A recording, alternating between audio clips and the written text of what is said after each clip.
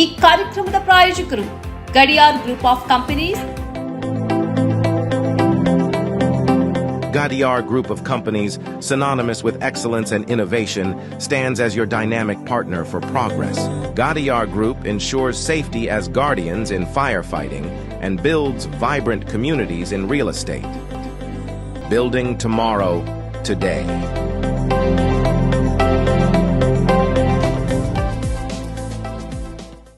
Kudukoli petrol pump Perla ವಿಶ್ವಾಸಾರ್ಹ ಸೇವೆಗೆ ಅಬ್ದುಲ್ಲಾ ಮದುಮುಲೆ ಸಾರಥ್ಯದ ಪೆರ್ಲಾ ಕುಡುಕೋಳಿ ಪಂಪ್ಗೆ ಭೇಟಿ ನೀಡಿ. ರಾಜ್ಯ ಹೆದ್ದಾರಿ 64ರಲ್ಲಿ ನಿಮಗಾಗಿ ಕಾಯುತ್ತಿದೆ.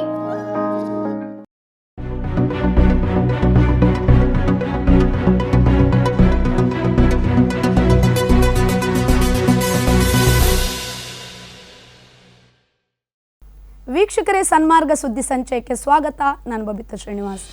ಕೆಲವೇ ವಾರಗಳಲ್ಲಿ ಲೋಕಸಭಾ ಚುನಾವಣೆ ನಡೆಯಲಿದ್ದು, ಈ ಲೋಕಸಭೆ ಚುನಾವಣೆ ಮೇಲೆ ಚೀನಾವು ಕೃತಕ ಬುದ್ಧಿಮತ್ತೆ ಅಥವಾ ಎಐ ತಂತ್ರಜ್ಞಾನ ಬಳಸಿಕೊಂಡು ಪ್ರಭಾವ ಬೀರುವ ಸಾಧ್ಯತೆ ಇದೆ ಎಂದು ಭಾರತಕ್ಕೆ ಮೈಕ್ರೋಸಾಫ್ಟ್ ಕಂಪನಿ ಎಚ್ಚರಿಕೆ ನೀಡಿದೆ. ಈ ಬಾರಿಯ ಲೋಕಸಭಾ ಚುನಾವಣೆಯ ಮತದಾನವು 7 ಹಂತಗಳಲ್ಲಿ ನಡೆಯಲಿದ್ದು, ಮೊದಲ ಹಂತದ ಮತದಾನವು ಏಪ್ರಿಲ್ 26ರಂದು ನಡೆಯಲಿದೆ. ಈ ಚುನಾವಣೆಯಲ್ಲಿ ಚೀನಾ ಎಐ ತಂತ್ರಜ್ಞಾನ ಬಳಸಿ ಚುನಾವಣೆಗಳ ಮೇಲೆ ಪ್ರಭಾವ ಬೀರಬಹುದು. ಈ ಸಂದರ್ಭ ಹ್ಯಾಕಿಂಗ್ ಪ್ರಯತ್ನಗಳನ್ನು ಕೂಡ ಚೀನಾ ಮಾಡಬಹುದು ಎಂದು ಮೈಕ್ರೋಸಾಫ್ಟ್ ಎಚ್ಚರಿಸಿದೆ. ಮೈಕ್ರೋಸಾಫ್ಟ್ ಪ್ರಕಾರ ಚೀನಾ ಸರ್ಕಾರದ ಸೈಬರ್ ಗುಂಪುಗಳು ಈ ವರ್ಷ ನಡೆಯಲಿರುವ ಪ್ರಮುಖ ಚುನಾವಣೆಗಳನ್ನು ಟಾರ್ಗೆಟ್ ಮಾಡುತ್ತದೆ. ಚೀನಾದೊಂದಿಗೆ ಉತ್ತರ ಕೊರಿಯಾ ಕೂಡ ಇದರಲ್ಲಿ ಪಾತ್ರವಹಿಸಬಹುದು. ಭಾರತ ಸೇರಿ ಈ ವರ್ಷ ನಡೆಯಲಿರುವ ದಕ್ಷಿಣ ಕೊರಿಯಾ ಮತ್ತು ಅಮೆರಿಕ ಚುನಾವಣೆಗಳ ಮೇಲೂ ಚೀನಾ ಎಐ ಬಳಸಿ ಹಸ್ತಕ್ಷೇಪ ಮಾಡುವ ಸಾಧ್ಯತೆ ಇದೆ ಎಂದು ವರದಿ ತಿಳಿಸಿದೆ.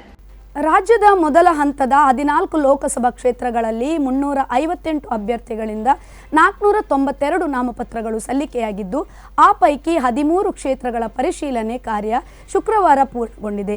ದಕ್ಷಿಣ ಕನ್ನಡದಲ್ಲಿ 21 ನಾಮಪತ್ರ ಸಲ್ಲಿಸಿದ್ದು 10 ಕ್ರಮಬದ್ಧವಾಗಿವೆ. ಅದರಂತೆ 276 ನಾಮಪತ್ರ ಕ್ರಮಬದ್ಧವಾಗಿದ್ದು 60 ನಾಮಪತ್ರಗಳು ತಿರಸ್ಕೃತಗೊಂಡಿವೆ. ಬೆಂಗಳೂರು ದಕ್ಷಿಣ ಕ್ಷೇತ್ರದಲ್ಲಿ ಮಾತ್ರ ಪರಿಶೀಲನೆ ಕಾರ್ಯ ತಡರಾತ್ರಿವರೆಗೆ ನಡೆದಿದ್ದು, ಇನ್ನಷ್ಟೇ ವಿವರ ಲಭ್ಯವಾಗಬೇಕಿದೆ. ಏಪ್ರಿಲ್ 8ರಂದು ನಾಮಪತ್ರ ಹಿಂತೆಗೆದುಕೊಳ್ಳಲು ಕೊನೆಯ ದಿನವಾಗಿದ್ದು, ಆ ಬಳಿಕ ಚುನಾವಣಾ ಕಣದಲ್ಲಿ ಎಷ್ಟು ಮಂದಿ ಉಳಿಯುತ್ತಾರೆ ಎನ್ನುವುದು ಸ್ಪಷ್ಟವಾಗಲಿದೆ. ಉಡುಪಿ ಚಿಕ್ಕಮಗಳೂರು ಕ್ಷೇತ್ರದಲ್ಲಿ 13 ಅಭ್ಯರ್ಥಿಗಳು 19 ಉಮೇದುವಾರಿಕೆ ಸಲ್ಲಿಕೆ ಮಾಡಿದ್ದಾರೆ. ಇದರಲ್ಲಿ 10 ನಾಮಪತ್ರಗಳು ಕ್ರಮಬದ್ಧವಾಗಿದೆ, 4 ತಿರಸ್ಕೃತಗೊಂಡಿವೆ. ದಕ್ಷಿಣ ಕನ್ನಡ ಕ್ಷೇತ್ರದಲ್ಲಿ 11 ಅಭ್ಯರ್ಥಿಗಳು 21 ನಾಮಪತ್ರ ಸಲ್ಲಿಸಿದ್ದು 10 ಕ್ರಮಬದ್ಧವಾಗಿವೆ. ಕಾಂಗ್ರೆಸ್ ಪ್ರಣಾಳಿಕೆಯಲ್ಲಿ ಮುಸ್ಲಿಂ ಲೀಗ್ನ ಗುರುತುಗಳಿವೆ ಎಂದು ಪ್ರಧಾನಿ ನರೇಂದ್ರ ಮೋದಿ ಆರೋಪಿಸಿದ್ದಾರೆ. ಅವರ ಆರೋಪಕ್ಕೆ ಕಾಂಗ್ರೆಸ್ ತಿರುಗೇಟು ನೀಡಿದ್ದು, ಮೋದಿಗೆ ಅವರ ಇತಿಹಾಸ ಗೊತ್ತಿಲ್ಲ. 1940ರ ದಶಕದ ಆರಂಭದಲ್ಲಿ ಮುಸ್ಲಿಂ ಲೀಗ್ನೊಂದಿಗೆ ಬಂಗಾಳದಲ್ಲಿ ಸಮ್ಮಿಶ್ರ ಸರ್ಕಾರ ರಚಿಸಿದ್ದವರು ಜನಸಂಘದ ಸಂಸ್ಥಾಪಕ ಶ್ಯಾಮ ಪ್ರಸಾದ್ ಮುಖರ್ಜಿ ಎಂದು ಹೇಳಿದೆ. ಶನಿವಾರ ಸಹರಾನ್ಪುರದಲ್ಲಿ ಚುನಾವಣಾ ಪ್ರಚಾರದ ಸಮಾವೇಶವನ್ನು ಉದ್ದೇಶಿಸಿ ಮಾತನಾಡಿದ್ದ ಮೋದಿ, ಕಾಂಗ್ರೆಸ್ ಪ್ರಣಾಳಿಕೆಯಲ್ಲಿ ಮುಸ್ಲಿಂ ಲೀಗ್ನ ಮುದ್ರೆ ಇದೆ, ಆದರೆ ಅದರಲ್ಲಿ ಎಡಪಂಥೀಯರ ಪ್ರಾಬಲ್ಯವಿದೆ ಎಂದು ಹೇಳಿದ್ದರು. ಪ್ರಧಾನಿಯವರ ಹೇಳಿಕೆಗೆ ಪ್ರತಿಕ್ರಿಯಿಸಿರುವ ಕಾಂಗ್ರೆಸ್ ಪ್ರಧಾನ ಕಾರ್ಯದರ್ಶಿ ಜಯರಾಮ್ ರಮೇಶ್, ಪ್ರಧಾನಿಗೆ ಅವರ ಇತಿಹಾಸ ತಿಳಿದಿಲ್ಲ. ವಾಸ್ತವವಾಗಿ ಆಗ ಹಿಂದೂ ಮಹಾಸಭಾದ ಅಧ್ಯಕ್ಷರಾಗಿದ್ದ ಮುಖರ್ಜಿ ಬಂಗಾಳದಲ್ಲಿ ಮುಸ್ಲಿಂ ಲೀಗ್ ಜೊತೆ ಮೈತ್ರಿ ಮಾಡಿಕೊಂಡಿದ್ದರು. ಅಲ್ಲಿ ಅವರೇ ಸಮ್ಮಿಶ್ರ ಸರ್ಕಾರ ರಚಿಸಿದ್ದರೇ ಹೊರತು ಬೇರೆ ಯಾರಿಗೂ ಅಲ್ಲ ಎಂದಿದ್ದಾರೆ. ಹಿಂದೂ ಮಹಾಸಭಾ ಸಿಂಧ್ ಮತ್ತು ಈಶಾನ್ಯ ಪ್ರಾಂತ್ಯದಲ್ಲಿ ಮುಸ್ಲಿಂ ಲೀಗ್ ಜೊತೆ ಮೈತ್ರಿ ಮಾಡಿಕೊಂಡಿತ್ತು. ಒಡೆದು ಆಳುವ ರಾಜಕಾರಣ ಮಾಡುತ್ತಿರುವುದು ಬಿಜೆಪಿಯೇ ಹೊರತು ಕಾಂಗ್ರೆಸ್ ಅಲ್ಲ ಎಂದು ತಿರುಗೇಟು ಕೊಟ್ಟಿದ್ದಾರೆ. ಗುಂಡೂರಾವ್ ಮನೆಯಲ್ಲಿ ಅರ್ಧ ಪಾಕಿಸ್ತಾನ ಇದೆ ಎಂದು ವಿವಾದಾತ್ಮಕ ಹೇಳಿಕೆಯನ್ನು ಬಿಜೆಪಿ ಶಾಸಕ ಬಸನಗೌಡ ಪಾಟೀಲ್ ಯತ್ನಾಳ್ ನೀಡಿದ್ದಾರೆ.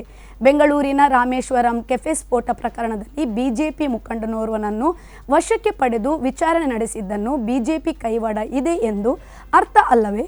ಅದು ಆರೋಗ್ಯ ಸಚಿವ ದಿನೇಶ್ ಗುಂಡೂರಾವ್ ಹೇಳಿಕೆ ನೀಡಿದ್ದಕ್ಕೆ ಯತ್ನಾಳ್ ಹೀಗೆ ಹೇಳಿದ್ದಾರೆ. ಈ ಸಂಬಂಧ ನಿನ್ನೆ ಆರೋಗ್ಯ ಸಚಿವ ದಿನೇಶ್ ಗುಂಡೂರಾವ್ ಟ್ವೀಟ್ ಮಾಡಿ, ಬಾಂಬ್ ಸ್ಫೋಟಕ್ಕೆ ನಮ್ಮ ಸರ್ಕಾರವೇ ಕಾರಣ ಅನ್ನುವಂತೆ ಮಾತನಾಡುತ್ತಿದ್ದ ರಾಜ್ಯದ ಕೇಸರಿ ಕಲಿಗಳು ಈಗ ಏನು ಹೇಳುತ್ತಾರೆ? ಬಿಜೆಪಿ ಮುಖಂಡನನ್ನ ಎನ್ಐಎ ವಶಕ್ಕೆ ಪಡೆದಿದೆ ಎಂದ ಮೇಲೆ ರಾಮೇಶ್ವರಂ ಕೆಫೆ ಸ್ಫೋಟದಲ್ಲಿ ಬಿಜೆಪಿ ಕೈವಾಡ ಇದೆ ಎಂದು ಅರ್ಥ ಅಲ್ಲವೇ? ಧರ್ಮರಕ್ಷಣೆ ಹೆಸರಲ್ಲಿ ರಾಜ್ಯದಲ್ಲಿ ಬಿಜೆಪಿ ನಡೆಸುತ್ತಿರುವ ಕೇಸರಿ ಭಯೋತ್ಪಾದನೆ ಎಷ್ಟು ಗಂಭೀರ ಸಮಸ್ಯೆಗಳನ್ನು ಹುಟ್ಟುಹಾಕುತ್ತಿದೆ ಅನ್ನೋದಕ್ಕೆ ಇದಕ್ಕಿಂತ ಸಾಕ್ಷಿ ಬೇಕಾ? ಆರ್ಎಸ್ಎಸ್ ಸಿದ್ಧಾಂತಗಳನ್ನು ದೇಶದ ಮೇಲೆ ಹೇರುತ್ತಿರುವ ಕೇಂದ್ರ ಬಿಜೆಪಿಯು ಇದಕ್ಕೇನು ಹೇಳುತ್ತದೆ ಎಂದು ಪ್ರಶ್ನಿಸಿದ್ದರು. ಈ ಬಗ್ಗೆ ವಿಜಯಪುರದಲ್ಲಿ ಪತ್ರಕರ್ತರು ಕೇಳಿದ ಪ್ರಶ್ನೆಗೆ ಉತ್ತರಿಸುತ್ತಾ ಬಿಜೆಪಿ ಶಾಸಕ ಬಸನಗೌಡ ಪಾಟೀಲ್ ಯತ್ನಾಳ್ ವಿವಾದಾತ್ಮಕ ಹೇಳಿಕೆ ನೀಡಿದ್ದಾರೆ. ಗುಂಡೂರಾವ್ ಅವರ ಮನೆಯಲ್ಲಿ ಹೆಚ್ಚು ಕಡಿಮೆ ಅರ್ಧ ಪಾಕಿಸ್ತಾನ ಇದೆ, ಹಾಗಾಗಿ ದೇಶದ ವಿರುದ್ಧ ಹೇಳಿಕೆ ಕೊಡುವುದು ದಿನೇಶ್ ಗುಂಡೂರಾವ್ ಅವರಿಗೆ ಚಟವಾಗಿದೆ ಎಂದು ವಿವಾದಾತ್ಮಕ ಹೇಳಿಕೆ ನೀಡಿದ್ದಾರೆ. ಸಚಿವ ದಿನೇಶ್ ಗುಂಡೂರಾವ್ ಅವರ ಪತ್ನಿ ತಬು ಮುಸ್ಲಿಂ ಸಮುದಾಯದವರು, ಹೀಗಾಗಿ ಯತ್ನಾಳ್ ಅವರನ್ನು ಪರೋಕ್ಷವಾಗಿ ಪಾಕಿಸ್ತಾನದವರು ಎಂದು ಕರೆಯುವ ಮೂಲಕ ವಿವಾದ ಸೃಷ್ಟಿಸಿದ್ದಾರೆ. ಯತ್ನಾಳ್ ಹೇಳಿಕೆಯನ್ನು ಖಂಡಿಸಿ ಟ್ವೀಟ್ ಮಾಡಿರುವ ಗುಂಡೂರಾವ್ ಪತ್ನಿ ದಿನೇಶ್ ಗುಂಡೂರಾವ್ ಅವರ ಮನೆಯು ಅರ್ಧ ಪಾಕಿಸ್ತಾನ ಎಂದು ಬಿಜೆಪಿ ಶಾಸಕ ಯತ್ನಾಳ್ ನೀಡಿರುವ ಹೇಳಿಕೆಯು ಅಗ್ಗದ ಹೇಳಿಕೆ, ಅವಹೇಳನಕಾರಿ ಮತ್ತು ಮಾನಹಾನಿಕರ. ನಾನು ಮುಸ್ಲಿಂ ಸಮುದಾಯದಲ್ಲಿ ಹುಟ್ಟಿರಬಹುದು, ಆದರೆ ನನ್ನ ಭಾರತೀಯತೆಯನ್ನು ಯಾರೂ ಪ್ರಶ್ನಿಸುವಂತಿಲ್ಲ. ಈ ಬಗ್ಗೆ ಚುನಾವಣಾಧಿಕಾರಿ ಕ್ರಮ ಕೈಗೊಳ್ಳುತ್ತಾರೆಯೇ ಎಂದು ಪ್ರಶ್ನಿಸಿದ್ದು, ಪ್ರಧಾನಿ ಮೋದಿ, ಬಿಜೆಪಿ ರಾಷ್ಟ್ರೀಯ ಅಧ್ಯಕ್ಷ ಜೆಪಿ ನಡ್ಡಾ ಸೇರಿ ಡಿಕೆ ಶಿವಕುಮಾರ್ ಅವರನ್ನ ಟ್ಯಾಗ್ ಮಾಡಿದ್ದಾರೆ. ಮಾಜಿ ಸಚಿವ ಕೆಎಸ್ ಈಶ್ವರಪ್ಪಗೆ ಲೋಕಸಭಾ ಚುನಾವಣಾ ಪ್ರಚಾರದ ವೇಳೆ ಪ್ರಧಾನಿ ನರೇಂದ್ರ ಮೋದಿಯವರ ಫೋಟೋ ಬಳಕೆ ಮಾಡುವ ಅಧಿಕಾರವಿಲ್ಲ. ಒಂದು ವೇಳೆ ಅವರು ಬಳಕೆ ಮಾಡಿದರೆ ಅದು ತಪ್ಪು ಎಂದು ಪ್ರತಿಪಕ್ಷ ನಾಯಕ ಆರ್ ಅಶೋಕ್ ತಿಳಿಸಿದ್ದಾರೆ. ಶಿವಮೊಗ್ಗದಲ್ಲಿ ಕೆಎಸ್ ಈಶ್ವರಪ್ಪ ಹಾಗೂ ಬಿವೈ ರಾಘವೇಂದ್ರ ನಡುವೆ ನಡೆದ ಮೋದಿ ಫೋಟೋ ಜಟಾಪಟಿ ವಿಚಾರವಾಗಿ ಬೆಂಗಳೂರಿನಲ್ಲಿ ಮಾತನಾಡಿದ ಆರ್ ಅಶೋಕ್, ಈಶ್ವರಪ್ಪ ಅವರು ಅನಧಿಕೃತವಾಗಿ ಮೋದಿ ಅವರ ಫೋಟೋವನ್ನು ಬಳಸಿಕೊಳ್ಳುತ್ತಿದ್ದಾರೆ. ಈಶ್ವರಪ್ಪ ಅವರು ನಾಮಪತ್ರ ಸಲ್ಲಿಸಿದ ನಂತರ ಈ ಬಗ್ಗೆ ಕ್ರಮ ತೆಗೆದುಕೊಳ್ಳಲಾಗುತ್ತದೆ ಎಂದರು. ಈ ಬಾರಿ ಈಶ್ವರಪ್ಪರಿಗೆ ಬಿಜೆಪಿ ಪಕ್ಷದಿಂದ ಲೋಕಸಭಾ ಚುನಾವಣೆಗೆ ಶಿವಮೊಗ್ಗ ಕ್ಷೇತ್ರದಲ್ಲಿ ಟಿಕೆಟ್ ಕೈತಪ್ಪಿದ ಬೆನ್ನಲ್ಲೇ ಬಂಡಾಯ ಅಭ್ಯರ್ಥಿಯಾಗಿ ಚುನಾವಣೆಗೆ ನಿಲ್ಲುವುದಾಗಿ ಘೋಷಿಸಿದರು. ಇನ್ನು ಈಶ್ವರಪ್ಪ ಶಿವಮೊಗ್ಗ ನ್ಯಾಯಾಲಯದಲ್ಲಿ ಮೋದಿ ಫೋಟೋ ಬಳಕೆ ವಿಚಾರವಾಗಿ ಕೆವಿಎಟ್ ಅರ್ಜಿ ಸಲ್ಲಿಸಿರುತ್ತಾರೆ. ನನ್ನ ತೆರಿಗೆ ನನ್ನ ಹಕ್ಕು ಘೋಷಣೆ ಸರಿಯಿದೆ. ಎಲ್ಲ ಬೆಂಗಳೂರಿಗರು ಇದೇ ಪ್ರಶ್ನೆ ಕೇಳುತ್ತಾರೆ. ಚುನಾವಣೆಗೆ ಮುನ್ನ ಗ್ಯಾರಂಟಿ ಘೋಷಿಸುವ ಮುನ್ನ ಈ ಮಾತು ನೆನಪಿರಲಿಲ್ಲವೇ? ಕೊಟ್ಟಿರುವ ಆಶ್ವಾಸನೆ ಪೂರ್ಣಗೊಳಿಸಲು ಹಣ ಎಲ್ಲಿಂದ ತರುತ್ತಾರೆ ಎಂದು ಕೇಂದ್ರ ವಿತ್ತ ಸಚಿವೆ ನಿರ್ಮಲಾ ಸೀತಾರಾಮನ್ ರಾಜ್ಯ ಸರ್ಕಾರಕ್ಕೆ ಪ್ರಶ್ನಿಸಿದ್ದಾರೆ. ಬೆಂಗಳೂರಿನಲ್ಲಿ ಪತ್ರಿಕಾಗೋಷ್ಠಿಯಲ್ಲಿ ಮಾತನಾಡಿದ ಕೇಂದ್ರ ವಿತ್ತ ಸಚಿವೆ ನಿರ್ಮಲಾ ಸೀತಾರಾಮನ್, ಮುಖ್ಯಮಂತ್ರಿಯವರ ಆರ್ಥಿಕ ಸಲಹೆಗಾರರು ಗ್ಯಾರಂಟಿಗಳಿಗೆ ಹಣ ಬಳಕೆಯಾಗುತ್ತಿರುವುದರಿಂದ ಅಭಿವೃದ್ಧಿ ಕೆಲಸಗಳಿಗೆ ಹಣ ಕೊರತೆ ಇದೆ ಎಂದು ಹೇಳಿದ್ದರು. ಕರ್ನಾಟಕದ ಕಲ್ಯಾಣಕ್ಕೆ ಏನು ಮಾಡುತ್ತೀರಿ ಎಂದರು. ತೆರಿಗೆಯ ವಿಚಾರದಲ್ಲಿ ಬಹಿರಂಗ ಚರ್ಚೆಗೆ ನಿಮಗೆ ಆಹ್ವಾನವಿದೆಯಲ್ಲ ಎಂಬ ಪ್ರಶ್ನೆಗೆ ಉತ್ತರಿಸಲು ವಿತ್ತ ಸಚಿವೆ ನಿರ್ಮಲಾ ಸೀತಾರಾಮನ್ ನಿರಾಕರಿಸಿದರು. 2014ಕ್ಕೂ ಮುಂಚೆ ಭಾರತಕ್ಕೆ ಎಷ್ಟು ಸಾಲವಿತ್ತು, ಈಗ ಎಷ್ಟಿದೆ ಎಂಬ ಪ್ರಶ್ನೆಗೆ ಉತ್ತರಿಸಿದ ವಿತ್ತ ಸಚಿವೆ, ಈ ಬಗ್ಗೆ ನನ್ನಲ್ಲಿ ಸರಿಯಾದ ಅಂಕಿಅಂಶಗಳಿಲ್ಲ, ಆದರೂ ಹೇಳುತ್ತೇನೆ. ನಮಗೆ ಕೋವಿಡ್ ಸಮಯದಲ್ಲಿ ಬಹಳಷ್ಟು ಹಣ ಬೇಕಾಗಿತ್ತು, ಅದಕ್ಕಾಗಿ ಸಾಲ ಪಡೆದಿದ್ದೇವೆ, ಅದನ್ನು ಪಾವತಿಯೂ ಮಾಡುತ್ತಿದ್ದೇವೆ. ಅಭಿವೃದ್ಧಿ ಹೊಂದಿರುವ ದೇಶಗಳಿಗೆ ಹೋಲಿಸಿದರೆ ನಾವು ಕಡಿಮೆ ಸಾಲದಲ್ಲಿದ್ದೇವೆ ಎಂದರು. ಪಂಜಾಬ್ನಲ್ಲಿ ಹಾಲು ಮನುಷ್ಯನ ಸೇವನೆಗೆ ಅಸುರಕ್ಷಿತವಾಗಿದೆ.